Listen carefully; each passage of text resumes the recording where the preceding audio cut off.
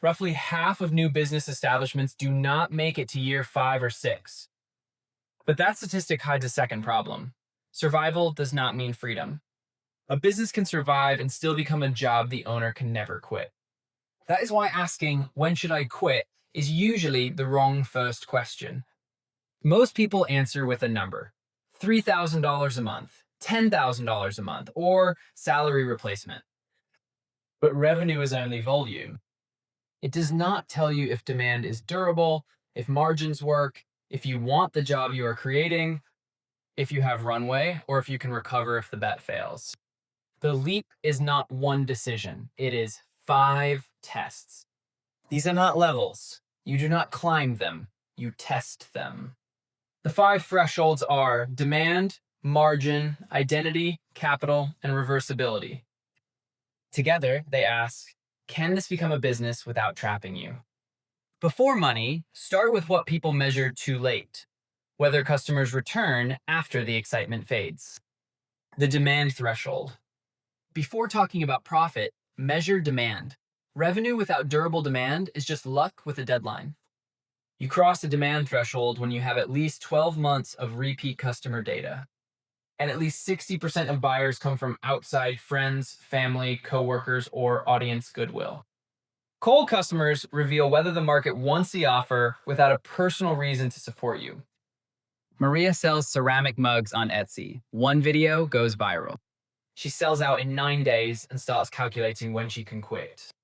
4 months later, traffic is down, repeat buyers are thin, and she cannot tell whether people wanted the mugs or the moment.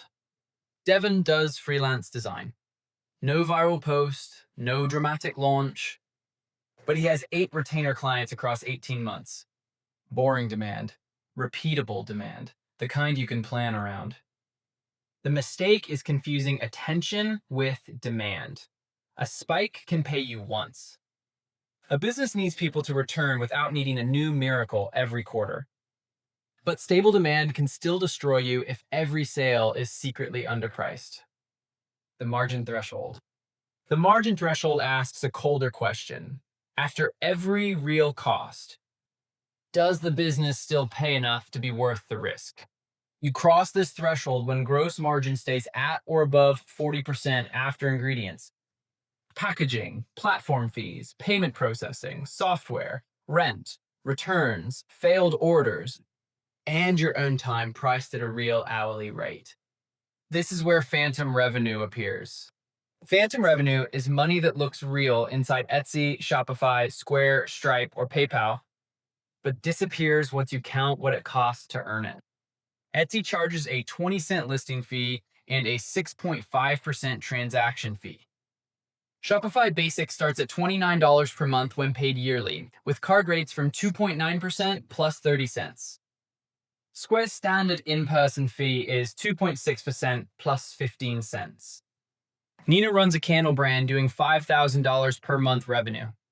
After wax, jars, labels, shipping boxes, damaged packages, marketplace fees, ads, and her labor, her margin is 12%. She is not close to quitting. She is buying a second job. Omar runs a barbecue pop-up with the same $5,000 per month revenue. He uses pre-orders, a limited menu, upfront payment, and low waste. His margin is near 50%. Same revenue, different business. Margin is math. The next threshold is harder because no spreadsheet can tell you who you want to become. The identity threshold. The identity threshold is the one most people skip because it sounds emotional. It is not, it is structural. You are choosing between 2 jobs. Path A is the craftsperson.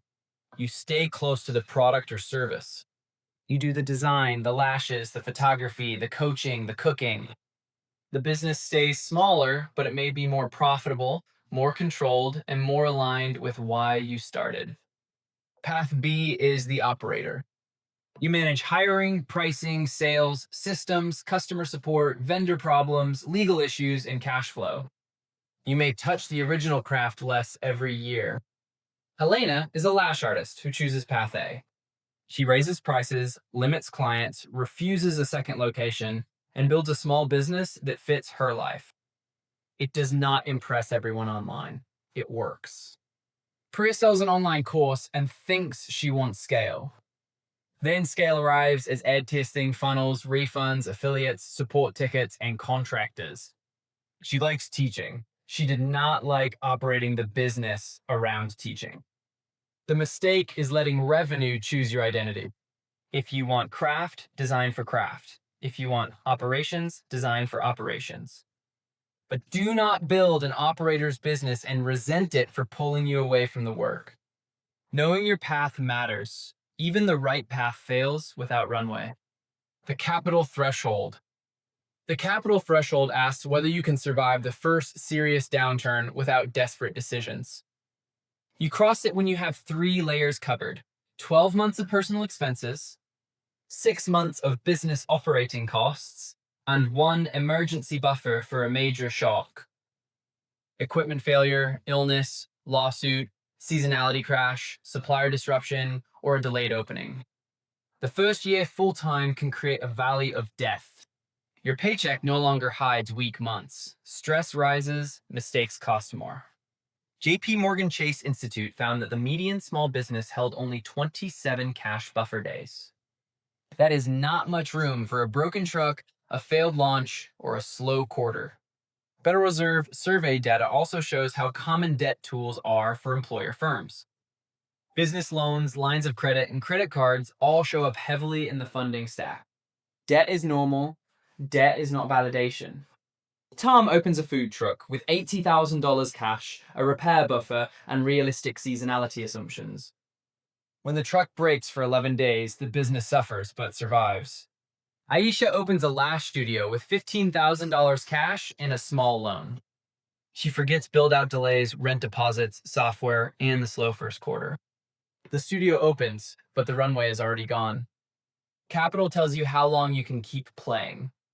The next threshold tells you what happens if the game goes badly.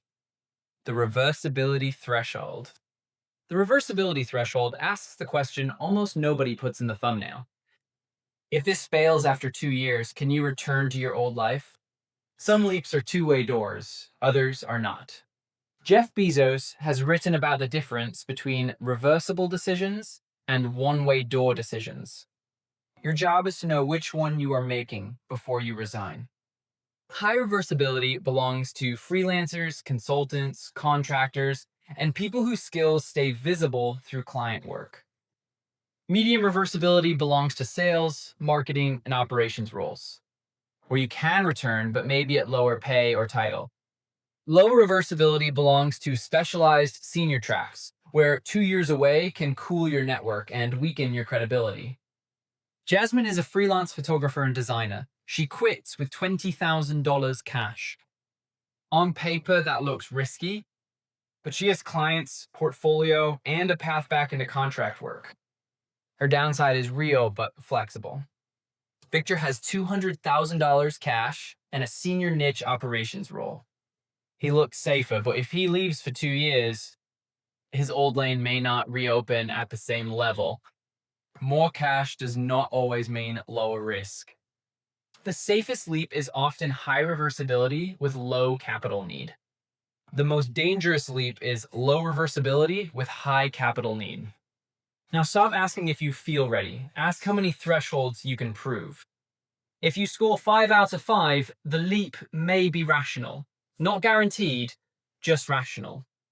You have durable demand, real margin, identity fit, capital runway, and a path back if the bet breaks.